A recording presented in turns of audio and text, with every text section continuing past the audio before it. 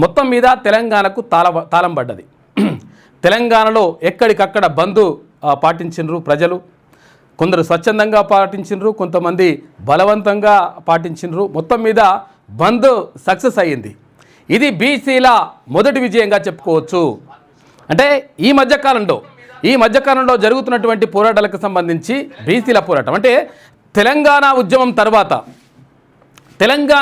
తర్వాత ఆ స్థాయిలో జరిగినటువంటి బంద్ కానీ లేదంటే ఇక్కడ నిరసన కార్యక్రమాలు కానీ జరగడం అనేటువంటి తెలంగాణ ఉద్యమం తర్వాత మొట్టమొదటిగా జరిగినటువంటి బంద్ అద్భుతంగా సక్సెస్ అయ్యింది. ప్రపంచానికి తెలిసింది. అక్కడ భారతదేశంలో ఉన్నటువంటి అక్కడ కేంద్ర ప్రభుత్వంలో కానీ తర్వాత ఇతర రాష్ట్రాలన్నిటికీ కూడా తెలిసిపోయింది. తెలంగాణలో బీసీలు బలంగా తమ వాణి వినిపిస్తూ ఉన్నారనేటువంటి వాదం గట్టిగా వెళ్ళిపోయింది. ఇది బీసీలు సాధించినటువంటి విజయంగా చెప్పుకోవచ్చు. ఇక్కడ ఎస్సీ ఎస్టీ సోదరులు కూడా మైనార్టీ సోదరులు కూడా అందరూ కూడా సపోర్ట్ చేసినారు. 100% ఇది బీసీలకు దక్కాల్సినటువంటి అవసరం ఉన్నది. 42% రిజర్వేషన్ అంటే ఇప్పుడు ప్రభుత్వం చెప్పినటువంటి లెక్కల ప్రకారమే 56.33% అని చెప్తున్నారు. మరి 42% ఇవ్వడానికి కూడా అది కూడా ఏమన్నా ఎమ్మెల్యే సీట్లు, ఎంపీ సీట్లు లేకపోతే ఎమ్మెల్సీ సీట్లు అంటే కాదు. వార్డు మెంబర్లు, సర్పంచ్లు, ఎంపీటీసీలు, జెడ్పీటీసీలు గివ్వి కూడా ఇస్తేందుకు కూడా మనసు ఒప్పుతలేదు కొంతమంది దుర్మార్గులు. అంటే ప్రజాప్రతినిధులు అయి ఉండి తర్వాత పిలుపునిచ్చిండ్రు మద్దతు తెలియజేస్తామని చెప్పేసిండ్రు. కొంతమంది పాల్గొనకున్నా వాడెవడో కనిపెట్టుండ్రి. క్లియర్గా ఒక లెక్క ప్రకారం ఉండండి. ఎందుకనంటే తేలిపోతుంది మనోడెవడో మందోడెవడో ఫుల్ క్లారిటీ వచ్చేస్తుంది. ఎందుకంటే ఇక్కడ బీఆర్ఎస్ పార్టీ నుంచి కేటీ రామారావు నేను మద్దతు ప్రకటిస్తున్నా అట్లా ఇట్లా అని చెప్పేసి అన్నాడా, డైలాగులు కొట్టిండా, ఇంటకెళ్ళి బయటకు వెళ్ళలేడు. ఎక్కడ కూడా ఉద్యమంలో దీంట్లో ఏది బంధుకు సంబంధించి ఎక్కడ కూడా బయటకు రాలేడు. హరీష్ రావు రాలేదు. అంటే వాళ్ళకు కనీసం ఏది బీసీలకు సంబంధించి మంచి జరుగుతూ ఉంటే వాళ్ళు మొత్తం కూడా ఓర్చుకోలేకపోతున్నారు. మొత్తం లోపల రగిలిపోతూ ఉన్నారు. ఎందుకంటే 33% ఉన్నటువంటి రిజర్వేషన్ 23% తీసుకొచ్చారు కదా. కానీ కార్యకర్తలు పాల్గొన్నారు, కింది స్థాయి లీడర్లు పాల్గొన్నారు, అయితే బీసీ నాయకులు పాల్గొన్నారు, మాజీ ఎమ్మెల్యేలు పాల్గొన్నారు, మాజీ మంత్రులు పాల్గొన్నారు. తర్వాత ఇప్పుడున్నటువంటి మంత్రుల్లో కూడా కొంతమంది మంత్రులు పాల్గొనలే. వాళ్ళ మంచిగా లెక్క రాసి పెట్టుకోండి. ఎందుకంటే ఎంత అక్కసు, ఎంత లోపల ఎంత కుళ్ళు కుతంత్రం ఉంటే ఇటువంటి కథలు చేస్తారో ఒక్కసారి ఆలోచించుకోవాల్సిన అవసరం ఉన్నది. ఎందుకంటే మనోడవడో మందోడవడో తేలిపోతూ ఉంది ఇక్కడ. అంటే కనీసం 42% రిజర్వేషను ఎక్కడ వార్డు మెంబర్లు నాయన ఏమైనా ఎమ్మెల్యేలు అడిగిరా లేకపోతే ఎంపీలు అడగాలే. నెక్స్ట్ అదే చేయాలి యాక్చువల్గా. ఎందుకంటే ఈ దొంగలు వాళ్ళని ఏది పీఠ మీద కూర్చోబెట్టేసి వానికి ఎమ్మెల్యే సీటు, ఎంపీ తర్వాత అన్నీ వేసి మనం పెడితే మాకు అన్యాయం జరుగుతూ ఉంది. కింది స్థాయిలో ఉన్నటువంటి ఆ చిన్న పదవులన్నా రిజర్వేషన్లో ఉంటే కొంతమంది మా వాళ్ళు వస్తారు అని చెప్పేసి అంటే మొత్తం లోపల తట్టుకోలేకపోతున్నారు. కాబట్టి అటువంటి వాళ్ళని 100% చూడండి. ఒక ముగ్గురు మంత్రులు కూడా ఇందులో పాల్గొనలేదు. అంటే మనం అర్థం చేసుకోవాలి.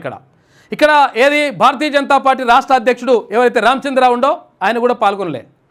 కేంద్ర మంత్రి కిషన్ రెడ్డి ఉండో ఆయన ఉరుసుత్సవాల్లో పాల్గొన్నాడు. కానీ ఇక్కడ బీసీలకు సంబంధించి ఎక్కడ కూడా మరి నినాదం చేయలే, మాట్లాడలే. అంటే బీసీల ఓట్లు వద్దనట్టు వీళ్ళకు. అక్కడ ఏది భారతీయ జనతా పార్టీ రాష్ట్ర అధ్యక్షుని కూడా అంటే ఆయన బ్రాహ్మణ, ఆయన అగ్రవర్ణ, ఇవన్నీ కూడా మనం అర్థం చేసుకోవాలి. అంటే ఎవరు మన వైపు ఉన్నారు, ఎవరు ఏది బీసీలకు వ్యతిరేకంగా ఉన్నారనేటువంటి విషయం ఇక్కడనే అర్థమవుతుంది. రామచంద్రరావు కూడా బీసీ సంఘాలు పోయి అడిగితే, జేసీ పోయి అడిగితే లేదు మేము మద్దతు తెలియజేస్తున్నాం అని అన్నాడు. కింది స్థాయిలో ఉన్నటువంటి భారతీయ జనతా పార్టీ కార్యకర్తలు కానీ తర్వాత నాయకులు కానీ అందరూ కూడా పాల్గొన్నారు. అది ఓకే. కానీ ముఖ్యమైనటువంటి నాయకులు వాళ్ళకు మొత్తం కూడా జీర్ణించుకోలేకపోతూ ఉన్నారు. నిజంగా ఎందుకు పాల్గొనలే, ఏమైంది?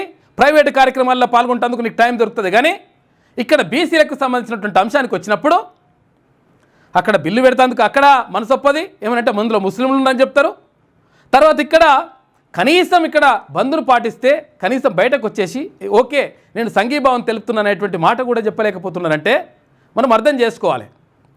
అక్కడ కేటీ రామారావు, హరీష్ రావు, ఇక్కడ రామచంద్రరావు, అక్కడ కిషన్ రెడ్డి, తర్వాత కాంగ్రెస్ పార్టీలో ఉన్నటువంటి కొంతమంది ఎమ్మెల్యేలు, కొంతమంది ఆ తర్వాత ఓ ముగ్గురు మంత్రులు.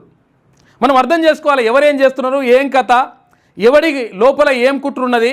తర్వాత ఈ విషయాలన్నీ కూడా మనము అర్థం చేసుకుంటే అలా పని చేయొచ్చు, పెద్ద విషయం కాదు. ఎందుకనంటే ఓట్లేసేది మనం, ఓట్లేసేది బీసీ ప్రజలు, మెజార్టీ ప్రజలు.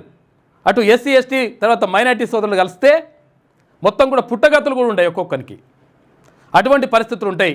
కాబట్టి మొత్తం మీద బీసీలకు సంబంధించినటువంటి అంశం అంటే తెలంగాణ రాష్ట్ర ఉద్యమం తర్వాత బీసీలకు సంబంధించినటువంటి అంశం రాష్ట్ర వ్యాప్తంగా ఉవ్వెత్తున ఎగిసిపడ్డది. మొత్తం కూడా బస్సులన్నీ కూడా ఏది డిపోలకే పరిమితం అయిపోయినాయి, షట్టర్లు గుంజేసిండ్రు, విద్యాసంస్థలు బంద్ చేసిండ్రు, ఎక్కడికక్కడ మొత్తం కూడా రాష్ట్ర వ్యాప్తంగా ఒక విప్లవాత్మకమైనటువంటి మార్పు కనిపించింది ఎప్పుడు లేనట్టుగా. ఎందుకంటే చరిత్రలో ఎప్పుడైనా కానీ ఒక పార్టీ పిలుపునిస్తే ఇంకో పార్టీ అధికారంలో ఉంటే అధికారంలో ఉన్నటువంటి వాళ్ళు ఎప్పుడు కూడా బంద్కు రారు. కానీ ఇప్పుడు అధికార పార్టీ కూడా బంద్లో పాల్గొన్నది. అంటే ఇప్పుడు మనం ఏమనుకోవాలి, అసలు యాక్చువల్గా ఎవడు మరి శత్రువు అని చెప్పేసి అడిగినప్పుడు క్వశ్చన్ మార్క్ ఏడా. కాకపోతే ఏంటంటే వీళ్ళు ఎవరిపైన ఫైట్ చేస్తున్నారు, భారతీయ జనతా పార్టీ మద్దతు ఇచ్చింది, ఇక్కడ బీఆర్ఎస్ మద్దతు ఇచ్చింది, ఇటు కాంగ్రెస్ పార్టీ మద్దతు ఇచ్చింది, తర్వాత ఉన్న ఏది టీజేఎస్ మద్దతు ఇచ్చింది, టీఆర్పీ మద్దతు ఇచ్చింది, సిపిఐ సిపిఎం తర్వాత మద్దతు ఇచ్చింది, మావోయిస్టు పార్టీలు కూడా మద్దతు ఇచ్చినాయి. మరి ఇక్కడ దొంగేవాడు అసలు యాక్చువల్గా ఎవడి మీద ఈ పోరాటం అంటే క్వశ్చన్ మార్కే. కాకపోతే ఏంటంటే బీసీ వాదం బలంగా ప్రజల్లోకి వెళ్ళింది. ఎవరికైతే తెలియదో, ఎవరికైతే నిజంగా దీనిపైన అవగాహన ఉండదో వాళ్ళకు కూడా ఊర వాడకు మొత్తం కూడా వెళ్ళిపోయింది బీసీ నినాదం. కాబట్టి ఇది రావాల్సిన అవసరం ఉన్నది. ఎందుకంటే ఒక రకంగా ఈ రకంగా బీసీలు విజయం సాధించినట్టే లెక్క. ఎవరైతే నిన్న పాల్గొనలేదో, ఎవరైతే పిలుపునిచ్చి సపరేట్గా కూర్చున్నారో, ఎవరైనా ఓట్లు అడిగడానికి వచ్చినప్పుడు చెప్పు తీసుకొని కొట్టరు ఒకసారి. ఎందుకంటే ఇప్పుడు బీసీలకు సంబంధించినటువంటి ఓట్లు కావాలి, బీసీల ఓట్లు కావాలి, కానీ బీసీలకు సంబంధించినటువంటి హక్కులు నెరవేర్చేటప్పుడు మాత్రం కనీసం వాళ్ళ పక్షాన నిలబడేటువంటి ప్రయత్నం కూడా చేస్తలేరు కొంతమంది దొంగలు. కాబట్టి దీన్ని దృష్టిలో పెట్టుకోవాలి బీసీ సమాజం అంతా కూడా. ఎందుకంటే ఎవరు బీసీల కోసం కొట్లాడుతూ ఉన్నారు, ఎవరు నిజంగా బీసీల పక్షాన నిలబడతా ఉన్నారు అనేటువంటి విషయం కొంతవరకు స్పష్టత వచ్చింది నిన్న. కాబట్టి మొత్తం మీద బీసీలు పెట్టుకున్నటువంటి బీసీ జేఏసీ ఇచ్చినటువంటి పిలుపు మొత్తం మీద గ్రాండ్ సక్సెస్ అయింది. చరిత్రలో ఎన్నడూ లేనంతగా అన్ని పార్టీలు, అన్ని ప్రజా సంఘాలు, అన్ని కుల సంఘాలు మొత్తం కూడా మద్దతు ఇచ్చేసి బీసీ బంద్ అనేటువంటిది నిన్న తెలంగాణకు తాళం పడ్డది. అటువంటి పరిస్థితి కానీ కనిపించింది. కాబట్టి బీసీలు సాధించిన విజయం.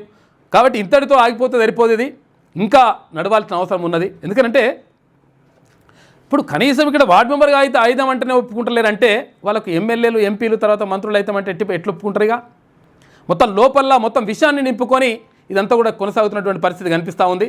కాబట్టి ఎవరెవరు ఉన్నారు, ఏం కథ, ఇవన్నిటి మీద 100% ఒక దృష్టి పెట్టాల్సిన అవసరం ఉన్నది. ఇంకా చాలా విషయాలను మనం మాట్లాడుకుందాం.